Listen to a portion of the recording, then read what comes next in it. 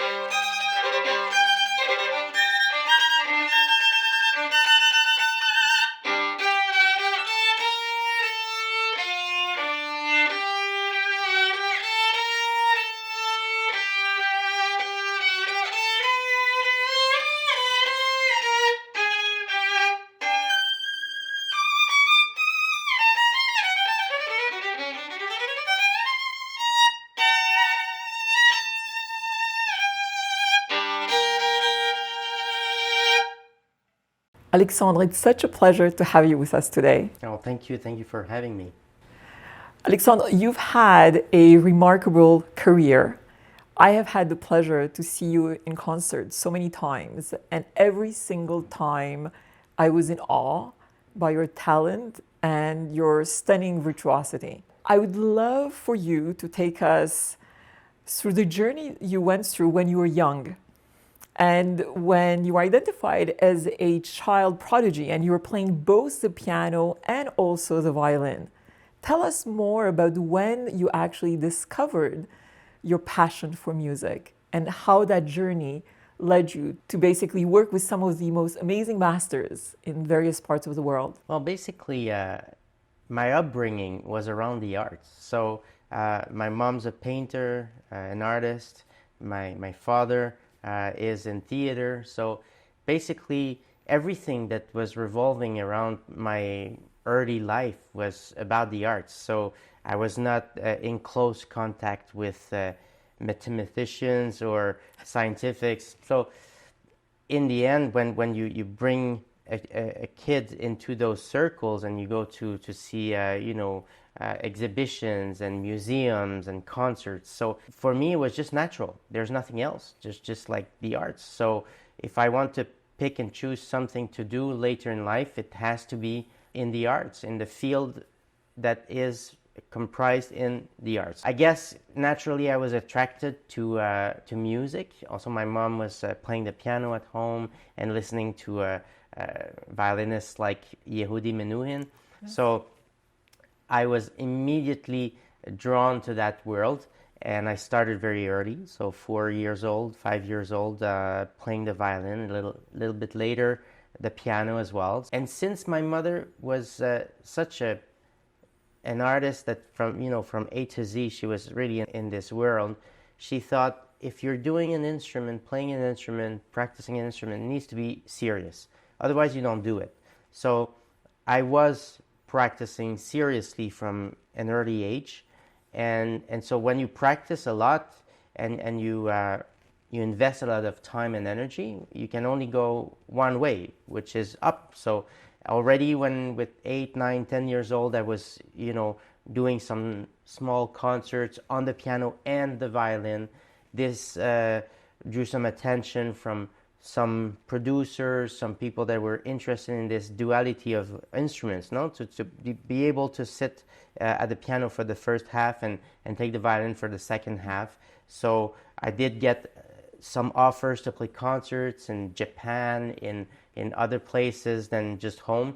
And of course, when you're a kid and you have all this attention and this possibility to travel and when I remember going to Japan and getting all these gifts for my playing and everything. So I mean, of course, you think this is the life I want to live. This is the what's written for me in the future, no? And of course, the reality is different. You have to practice very seriously. You have to invest a lot more time into making this a profession. But I think the beginning really was in the right setting for me to be able to dream of having this kind of life later. And is music one of your biggest sources of joy in your life? You could say this very easily because it is all my life. There's nothing else. We have projects and things that are of interest, but they all revolve around music and the arts. So when I think of something that is joyful, it necessarily has to do with my profession, but which is also my passion. So when I go on stage and I play a concert and I'm satisfied of the performance, not just myself, but my colleagues and everything, well, it feels right, and it feels like I need to do another one and another one. So it's a little bit like a drug also. You cannot stop. So yes, I would say there's no other solution but to play music and to make projects. And take us through the journey of achieving such magical mastery. How many hours per day do you practice? And how long did it take you to actually reach a point that has led you to win some astonishing awards and basically be world renowned? Tell us about all the effort and energy that actually went into achieving that. Well, of course, you have to invest time and energy in anything to achieve something. And playing an instrument is really about individual practice. So you need to get into a room and not think about anything else and just practice, study. And also, it's not only about the technical aspect of things, because the technical aspect is difficult and one needs to master an instrument, and it's like playing golf, or it's like doing a sport at a very high level. Yes, you need the talent, but the investment of yourself physically is extremely important. But then there's also this to grow up as an artist. It's something else, because you can be a great master of an instrument, but have limited artistic ideas or a philosophy of the arts that is basic or and this has an end. So basically you can be very, very good while you're young and people will be amazed at what you can do with the instrument. And then starting from the mid-20s, well, we expect an artist to be more than just a very good technician. So you need, what are your ideas? What are you bringing to your art?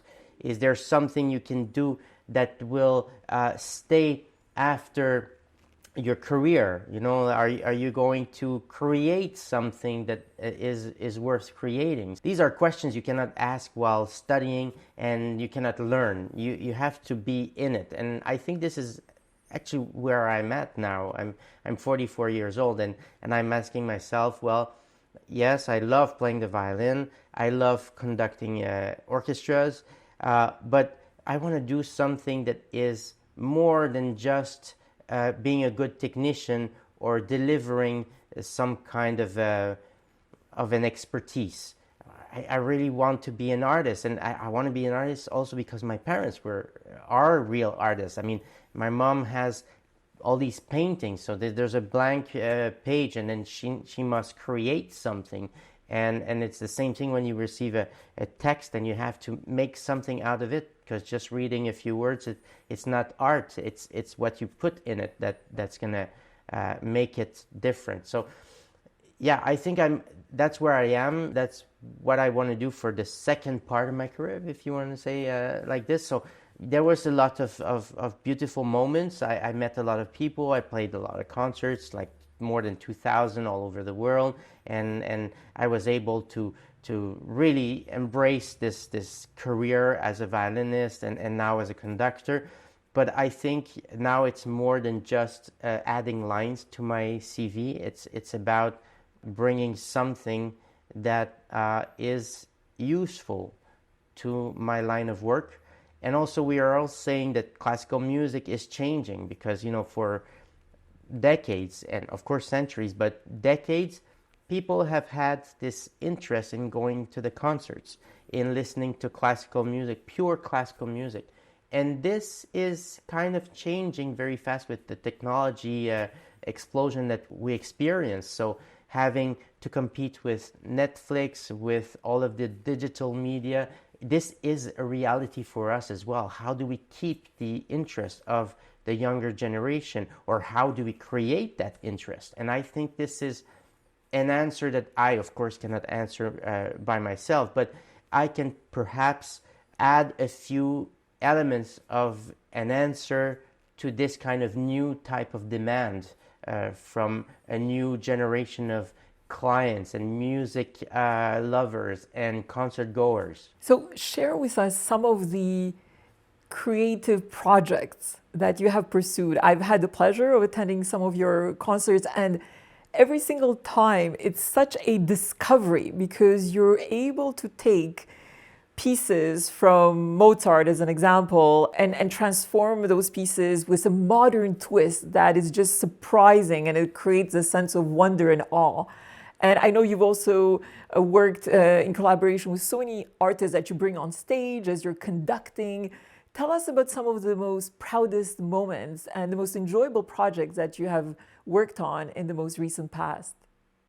Well, I couldn't not mention, like, for example, the great conductors I've worked with, like some of the really legends, people that have been on the podium for 50, 60 years, and I've had the chance to perform under their baton. So no, they were not giving me a lesson or a class, but it was that, and to be able to make music with such legends is having an impact on how I'm going to make music with other colleagues in the future. So this is a really amazing part of my career that I very much look at with a lot of appreciation, because I was able to do have such a path. But right now, let's say that I'm trying to create something new, and what I've been experiencing and understanding from everybody that talks to me after a concert is that classical music is sometimes very difficult to understand if you're not somebody that's been brought up in this world from the start. So but classical music is everywhere. All these movies that my generation grew up with. I mean, you can't imagine Star Wars without the music, and the music is extremely classical. We're talking about the music of composer John Williams, but he's taken inspiration from Wagner, from Korngold, from, it's an amazing way to connect with classical music, and most of the people don't understand that they're actually consuming that classical music day in and day out, So there is this possibility to just mention it and bring people to the concert hall, because we're doing some special concerts that will connect with their youth or the past. But there's also the fact that pop music, what we call pop music, is part of our reality today. And it's untrue to say that Mozart and Beethoven didn't have pop music around them. They were composing their own version of classical music, but it wasn't really labeled as classical back then. It was just like, well, it's Beethoven's symphony and this is a commission from da da da or da da da, but it's not like he was saying, I'm going to do something that is really serious compared to what people sing in the street. There was inspiration, there was a mix of everything. You can definitely see that there's influence from what the very popular, let's say, not the popular songs, because they were not popular songs necessarily, but the popular influence of music, music that you would hear in parties, in the street, in celebrations. This had an influence on the composer's work. So to say that today we're not able to do this because we have to be such purists that we protect everything from A to Z, to play Beethoven and Brahms and Tchaikovsky exactly the way that it was played when it was composed, is maybe a little narrow-minded, and also maybe it's not very honest, because I think that we can bring pop music of today to another level with the tools that we have as classical musicians, because pop music is something that became easy to manage because you have a singer and you have a small band, and the small band kind of covers what a big orchestra should cover. So you have percussion, and instead of having 4 percussionists, you have one guy sitting in front of a drum set that has a small version of what a full percussion section is. Then you have a bass player that is actually covering for what the cellos and the double basses and the fagots and the bassoons and the counterbassoons would cover in an orchestra, and so on and so on, and the guitar covering for the violins and the clarinets and the oboes. But if we go back and we say, okay, pop music is something interesting, not everything, you have good and you have bad, but if you focus on the good music, there are some very, very valid musical works that need to be expanded, the other way. So instead of doing small, we can do it big. We can use all of the colors of the orchestra. We can give that pop music this kind of monumental sound that we are able to do with an orchestra. And it can become classical music, but then it will connect with a lot more people, because you're not just playing music that was composed 200 and 300 years ago. It's something that is from today or from yesterday, but not a long time ago. This is something I'm trying to integrate in the offerings, the programming that I am thinking about, and also the mixing of both, because you have, for example, somebody like Aznavour. Well, his sound comes from a certain type of classical music. It's an evolution to his type of writing. Is Aznavour influenced by Debussy? Probably. Is he also integrating some of Strauss? Yes. So you can mix and match in a concert. Nobody said you cannot do this, and you only have to play one composer per concert. So I'm trying to do this. It, of course, is not always, it doesn't talk to all of my colleagues the same way. Some people think this is not the right path, and I'm fine with that, but I'm trying to be as individual as I can be in my way of adding to this whole pool of ideas. So if I would just do what is done by so many other artists, then I would just be one more that is not bringing anything to the conversation. So I'm trying to make sure that what I propose is dynamic, and it brings people into the concert hall to listen to classical music. So the minute you've gained 10 new concert goers, that's a win. If you have a few younger generation people that actually buy tickets to come and see a symphonic concert and program, that's another win. So I think this is the way I'm trying to look at, and also I'm hoping that by sticking to my vision, this will become something that is integrated in everyday life for many people.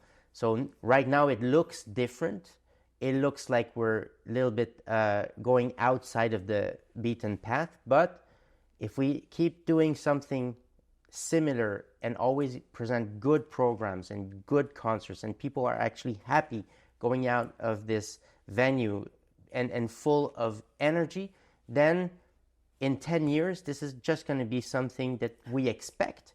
And not just from me, but from many other artists. And I think this is also another win. I absolutely love the continued evolution, challenging yourself and challenging the norms, as you said. It's absolutely incredible. I'm curious to learn about the experience you have had to date as a conductor and standing violinist.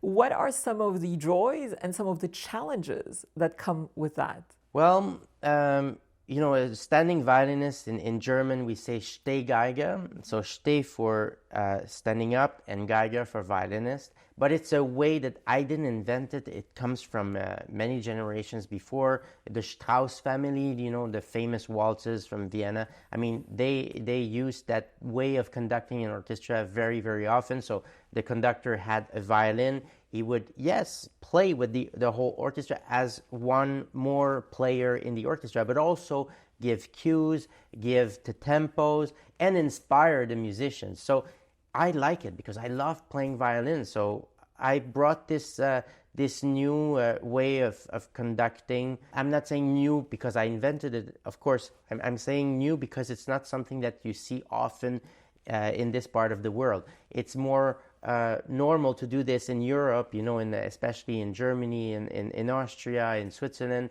But here in North America, it's less of a tradition. We love the conductors to be with the baton and giving all the cues from the podium with like a normal, let's say, conductor.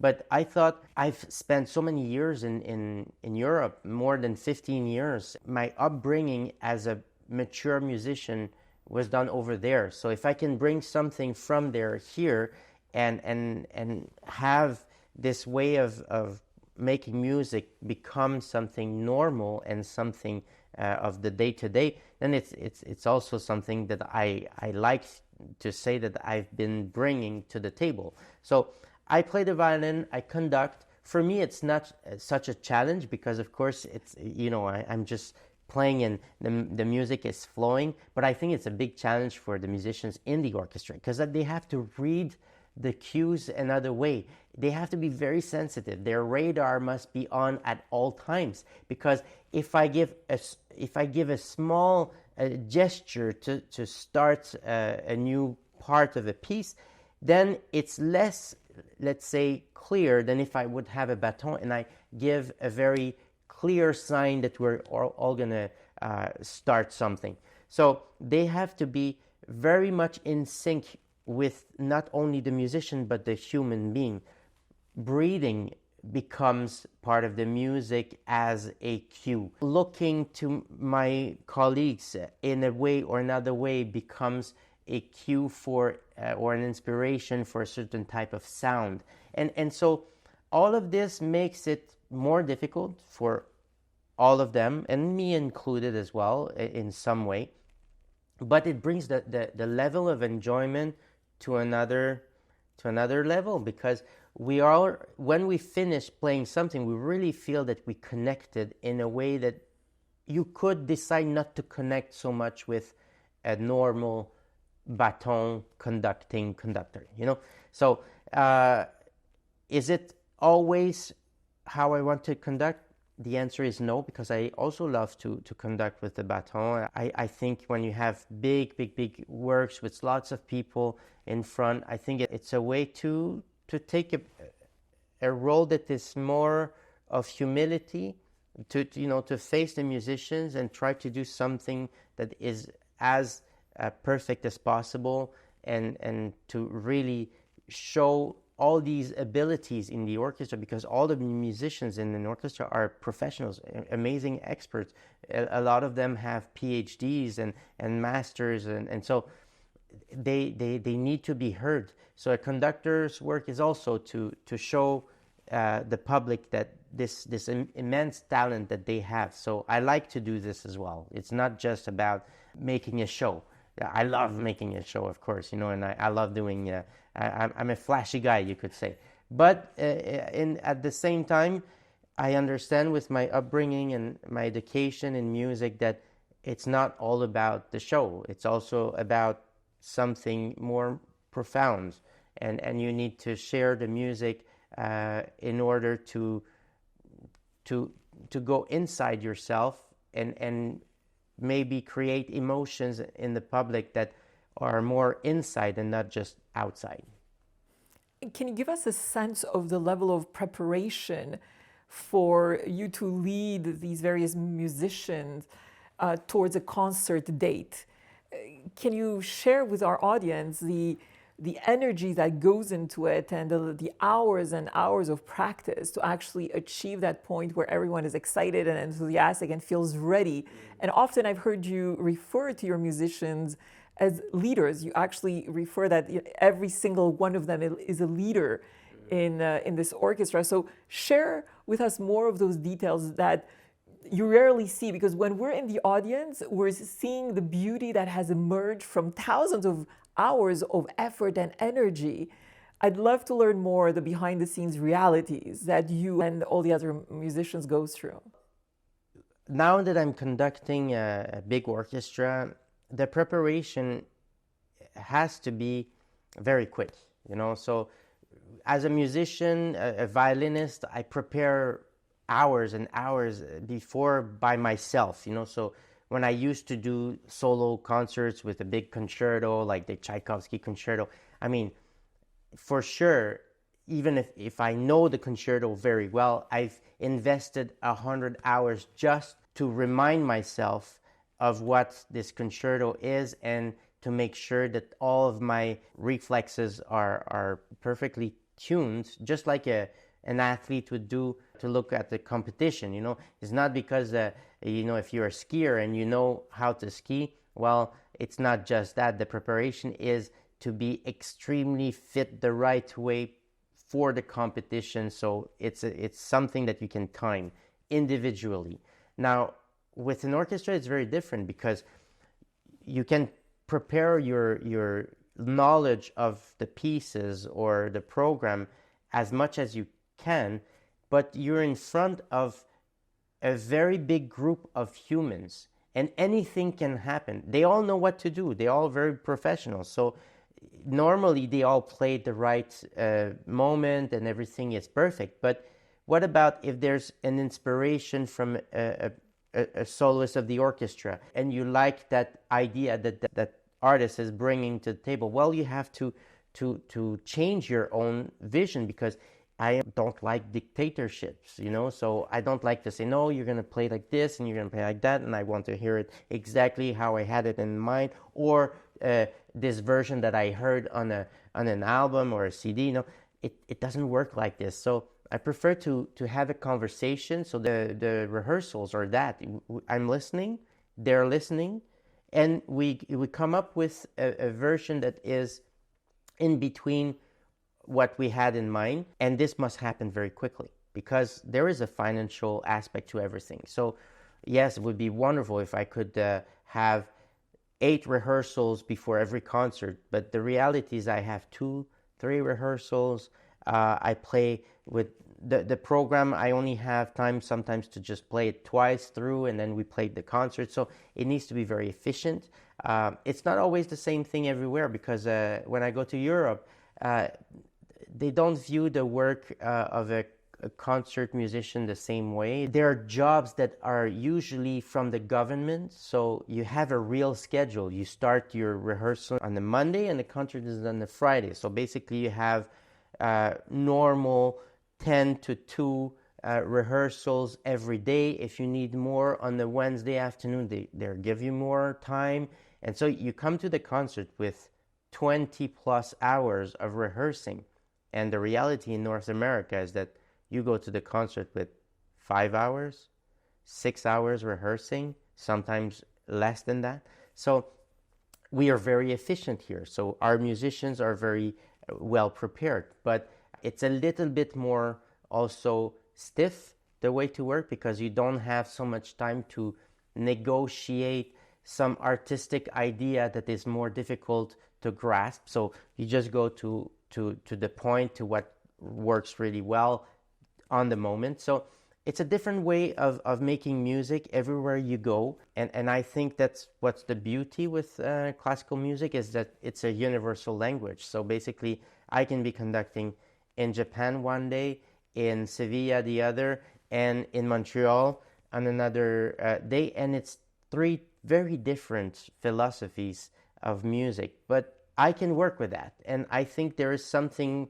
great in each of those philosophies, and something refreshing as well. And I can bring something from one place to the other and suggest it not as a new idea, but as an idea that flows all around. And so I think to be a traveling musician is very important. If you just stay in the same spot all the time, you just feel that what you're doing is right, but it may not be, or it may be very limited, or it may be very small, So when you see what's happening everywhere else, then you can have the real idea, the real big picture, and you can say, yeah, well, what we do here is good, but it's not great. And that's a big difference. Let's talk about your violin. You have a Stradivarius from 1701. And this instrument, from what you've shared until now, is truly magical. Can you share the whole story on how you started working with such an incredible violin, and the relation with your friend, Guy Deveau? Well, this particular instrument that I'm playing right now is really amazing, because it's an instrument that I chose for myself. And this is very rare. Usually you get the opportunity to play a great violin because somebody just says, well, this is what's available, and you will have it for this amount of time, and that's it. But in my case, I got this gift of having a friend that would say, well, please go look around if there's an instrument that actually speaks to you. So it's basically like Harry Potter going into the wand shop and saying, well, I'm going to try this one. No, I'm going to try, this one, has my name on it, and it reacts well with my type of playing. So this is a big, big opportunity in my life. And the loan is 10 years. So 10 years is a long time. It's a time that is long enough to have the opportunity to feel that this instrument is actually mine for a little bit, because anyways, even if it was mine, and if I would have bought this instrument, we have a set amount of years on this planet. So after the time that it is yours, it's actually not yours. It's going to belong to somebody else. So I don't really need that aspect of being the owner of a Stradivari. The owner of a Stradivari is our society. That's the reality. But of course, we live in a logic world. You need to have somebody that actually has the property of it. But my friend was very, very generous and just bought it and gave it immediately to me. I mean, it never even went into his hands. It went from the past owner to me, but on paper to him. So I mean, it's really a real generous act that he's done for me. And my work is to share that magic, let's say, with as much people as possible. So if I would just play the instrument here at home, I would feel I'm not honoring this gift. So my task is really to share this violin, because it has some magic. It's lived through many generations. I mean, this violin was well into its violin life when the French Revolution happened. So I mean, just this is enough to imagine what it's been through. And I am able to do something with this. And after I am done with my loan, I am sure there's another violinist that will build a life around this violin the same way I've been able to do so. Because we as humans are always amazed with these old things that represent the best of the best. So, of course, when I say to somebody, I'm going to be playing a Stradivarius, it's like, ooh, I want to hear. So there's an interest, there's added interest. So it helped my career, It helped my projects. It helped my image, my media. So it's a big push. And I hope this violin will go into the hands of somebody that can also do a big, generous, effort with this. Can you share the story that you have shared once on stage when you were playing in Australia and some of the neighbors complained? Can you share that story, please? Yeah, of course. Well, I used to live a few years in Australia as head of strings of the Perth University, and I was doing back and forth between Montreal and Perth, and it's 12 hours time difference, so I would often just wake up so early or go to bed so late, and very often I was alone because my family was about to come to join me, but they weren't there. So very often I thought, well, the only thing I can really do is practice my instrument, and this will reconnect me with the right, state of mind. So I would practice late at night or early in the Sunday morning, and the violin is very loud. It's built to let the sound out from a stage, but into a huge venue, so it can be very loud. And sometimes I would use some type of tool to reduce the sound, or try to go in a room where you don't disturb too many people. But I guess the sound just travels too much. And I remember that my neighbor, the upstairs neighbor, would complain a lot of the sound of the violin. So he would complain, of course, on the Sunday morning, but he would also complain the Monday afternoon. So I think he didn't like the sound of the instrument more than just the time when it was played. So at some point he used to call the police to make my playing stop. And so the police would come and they say, well, what are you doing? Because we received a noise complaint, and in Australia we have rules, and if you're using a power tool for something that makes noise, we can confiscate that tool or that thing. And I said, well, I'm playing the violin, so that's my power tool, and I'm actually playing in a normal schedule that is allowed by the law, so I think I can keep it and still play. And they're like, well, you're right, but please don't play after that schedule or whatever, or not too early, not too late. So, but we'd call the police, day in and day out, and they would always come. And then I made friends with the policemen because they were always the same. I was like, oh, hi, it's me again, yes, with my violin, and we're good with the time. So it was a big, running gag. But in the end, they didn't confiscate my violin, and the story ends like I left the building, I moved to another building, and he never accepted my playing. So I guess there was at least one person I couldn't convince with my violin that classical music is worth listening to. But to his defense, I have to say, when you practice, it's not like when you go to a concert, you're repeating the same bits and pieces over and over and over again. And for somebody that's just listening to this, I mean, even me, when I would be listening to students and everything, it's just, you have to stop. It's like a musical carnage to listen to this practicing, but it's the right thing to do if you want to play perfect at some point. So I think anybody that lives near a violinist that will practice will suffer a little bit. So this brings me to the topic of your family. And can you share with us the role that your wife Martine has played in your career and in your life, of course, and how they are actually living through this experience of your continuous practice on a daily basis?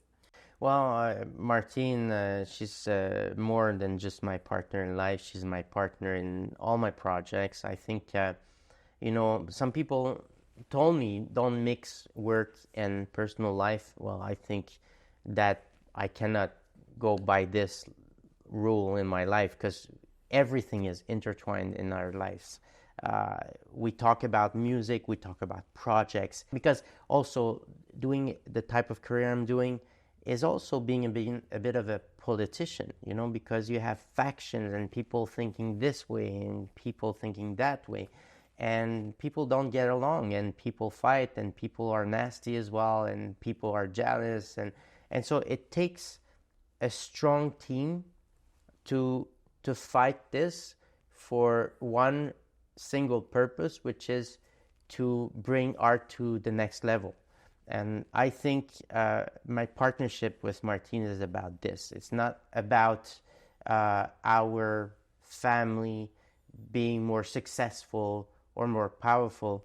That's not what we want. She's a violinist, I'm a violinist. We were brought up the same way, more or less, with practice being something very specific and very important.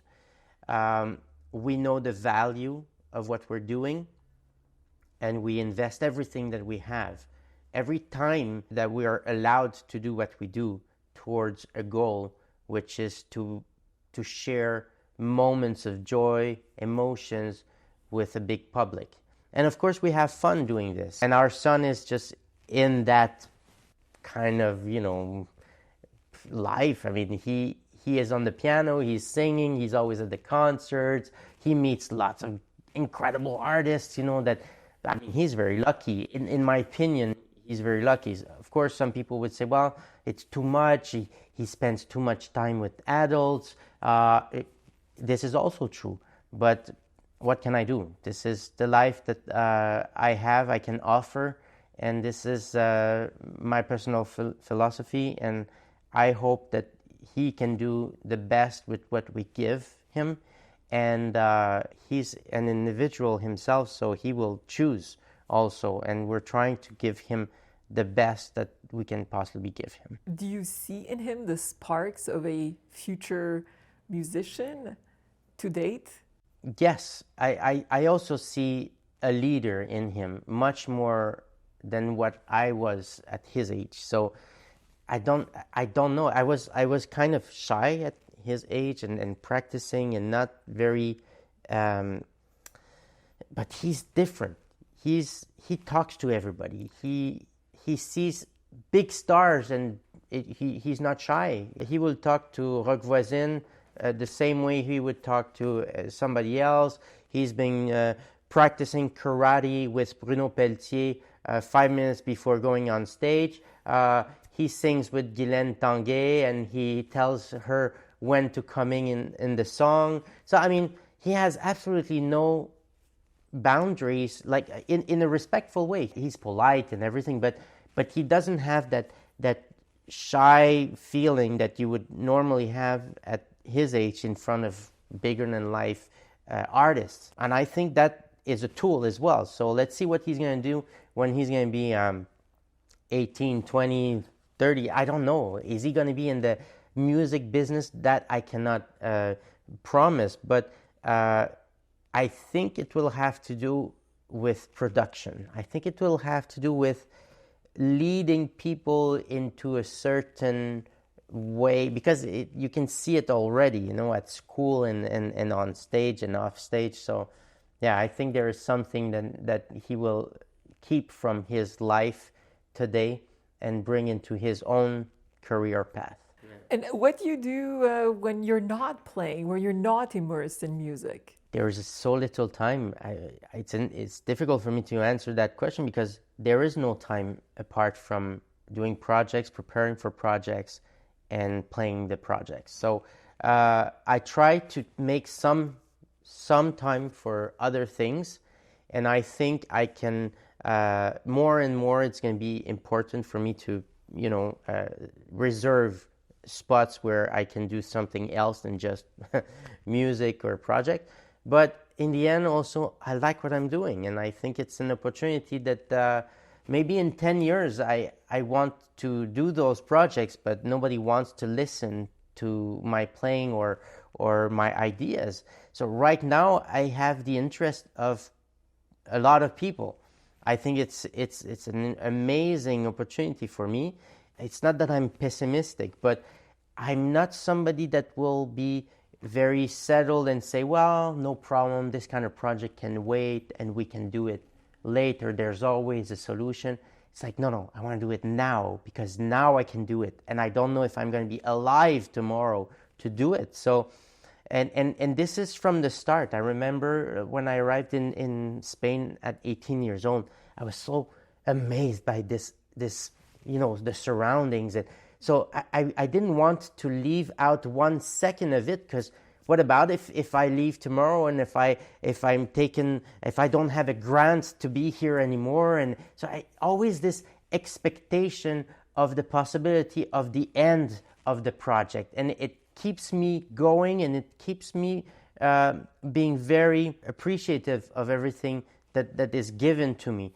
And yeah, but so far I have to say that there haven't been many moments in life with nothing or no projects. It's always 100%, and I don't know what's going to happen if this ever stops, because if it stops, I'll have to think, who am I? What am I going to do? I don't even have time to read a book right now. It's like I have all these books I want to read, but just no time.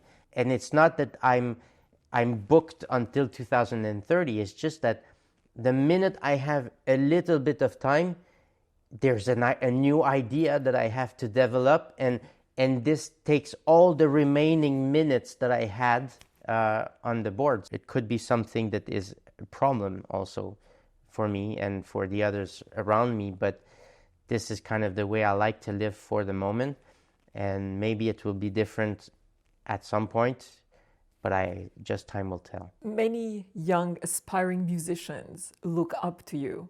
What advice would you have for them as they're beginning their journey? Well, there are two things I would say that are important. The first important thing is to be good at something. So to be good at something, you cannot just have ideas and develop ideas. You just need to work. You need to practice. You need to study. You need to go to school until you get this diploma that says, yes, I've achieved a certain level in the profession. So this is the first thing I would advise young musicians to do.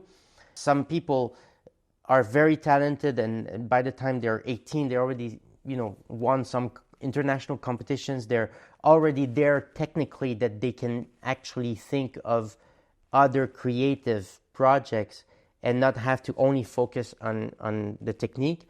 And other people, they take 10 more years to achieve that level, and some people never achieve it. But this is the first thing to do, in my opinion. And then once you have that, ask yourself, what is it I can bring to the art in general, to my profession? To some people will answer, well, I'm a good tool and I can integrate in orchestra, and that is needed, very much needed. We need great musicians in great orchestras. If you have great musicians but they don't integrate ever this group that is the orchestra, then it's a pity, because we need always this new blood in the orchestra. We need to have all generations represented in the orchestra, so people with their maturity will teach the young people, but the young people have this amazing technique that you tend, because it's physical, you might lose a little bit later in life. It's very important to have this flow into the orchestra. But if you have another idea of what music should be, then I think you should very much invest on making sure that this difference is known and clear. Because sometimes in my profession, it feels like you cannot be different. You have to hide your difference, and you have to lie about your difference. So if we're in every aspect of our everyday life now okay with the difference of everybody's free to be who he or she really is. Well, it should be the same thing for artists. You shouldn't have to hide what you like and who you are and how you view the music. And this is something that we need to tell more young people. You are actually free. And even because people sometimes say, well, no, we've never been doing things like this, so this is wrong. And a lot of young people also are trained and brainwashed by teachers that say this is how it should be. Anything that is not done like this is not good. And sometimes I'm amazed to see how narrow-minded some young students are. But I say, well, this is now, because once life happens, they will understand that this was just like somebody brainwashed them with propaganda, and that it's not really true. But this sometimes happens too late. And I would say fomenting creativity and freedom as artists from a young age is something we should be aiming for in classical music as well. So improvisation, for example, I never improvised until I was 40. I mean, I'm 44. It's been only 4 years that I can improvise something, a little bit. But classical musicians are like, no, you don't need that. This is no good. This is for jazz and for pop, but we don't need that. We do whatever is written on the part because this is what Beethoven wanted. But Beethoven was a great improviser himself. So we should open our minds. We should listen to other types of music. We should integrate some of the great teachings that jazz has to offer into what we're doing. So all of this needs to be something that we work on for our institutions, because hyper specialization in classical music is actually no longer the right thing. You want a dentist that can do something that no other dentist can do, that yes, because hyper specialization in medicine, it's science. But music, it's not like this anymore. I want somebody that can play classical music, but that knows what jazz is and can actually make me travel and is a good ambassador for music in general, for art in general. So I think we should go backwards now. We've done this hyper specialization for many decades. Now we should be again a little more like the musicians were 200 years ago. They could do everything. They could play the violin, they could play the piano, they could play the clarinet. Let's do a little orchestra. There's already a violinist. Well, I'll play the cello then.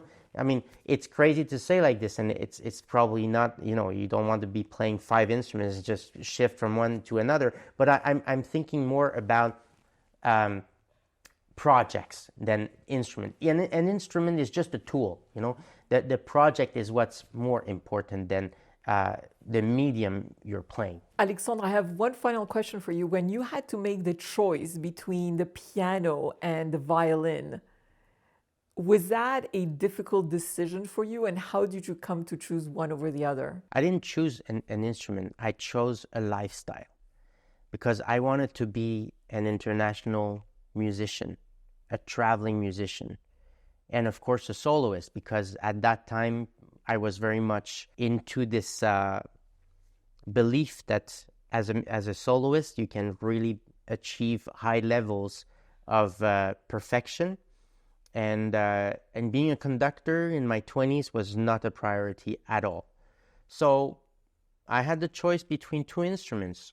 And I thought, well, the violin is more part of me because you can bring your violin anywhere. It's kind of, it flows. The piano, it's a big instrument. It's different. You sit in front of it and you never have the same instrument. It's never the same sound. And it kind of feels more cold to me in a way. But it's more complex in terms of harmony, of course. So there were good and bad things about both instruments. But I to myself, I said, well, I want to travel with my instrument. So I'll take the violin because it seems I have this ability to play my violin as a soloist, and it works. Perhaps I could have done the same with the piano, but I had to choose. And it didn't, of course, I felt somehow attracted to the piano still and missed it at some times, but it's not like I couldn't play it. I would play it whenever I wanted. But then I was very focused on the violin, and it was very good, and I could prove to a lot of my colleagues in the music industry that I have my place as a soloist, international soloist. And now being a conductor is like a little bit like going back to being a multi-instruments person, because now I conduct with the baton, I do a lot of arrangements, I think of projects and programming and everything, which is like playing an instrument. It can be a virtuosistic thing as well. So the choice was not between two instruments, it was between two types of lives. And I chose right, I think. Yeah. Alexandre, it's been such a pleasure to spend this time with you. It's a true honor, and I wish you immense success moving forward. Look forward to listening to all the innovations and creative ideas that you'll be coming up with in the future. So thank you. Thank you so much for this time and this interest.